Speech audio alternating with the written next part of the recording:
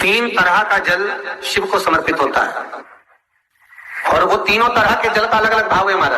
पहला जल सादा, घर से पानी लेकर गए, जल लेकर गए, शंकर को चढ़ाया, वो हमने घर का अपना एड्रेस बता दिया, भगवान शिव को जल चढ़ाकर अपने आनंद के लिए शंकर से कुछ प्राप्त करना। दूसरा जल, जल के कलश में थोड़ा सा इत्र डालकर शंकर को जब समर्पित करते हैं तो महाराज घर में अगर कोई व्यक्ति बहुत रोगीला, एक शिव महापुराण में, स्कंद पुराण में, नर्मदा पुराण में, भविष्य पुराण में, अग्नि पुराण में, नारद पुराण में, बरहा पुराण में, वामन पुराण में जितनी चीजें लिखी गई है, एक एक प्रैक्टिकल कर देखो तो शिव महापुराण, स्कंद पुराण का यह भाव याद करिए कि एक लोटे पानी में इत्र मिलाकर, जल में इत्र मिलाकर, बहुत रोगीला व्यक्ति, बहुत बीमार व्यक्ति है, एक लोटा पानी उसका हाथ का स्पर्श कराकर शंकर को चढ़ाना प्रारंभ कर दीजिए। महाराज केवल 5 या 7 दिन चढ़ाओ और वो 7 दिन के बाद में उस बीमार व्यक्ति का क्रम देखिए कि उसमें कितना आराम लगा है।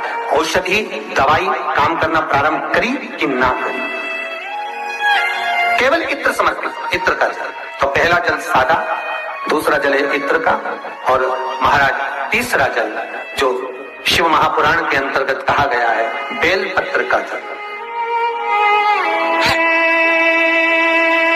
तीसरा जो जल है वो बेलपत्र का जल। बेलपत्र का जल कैसा?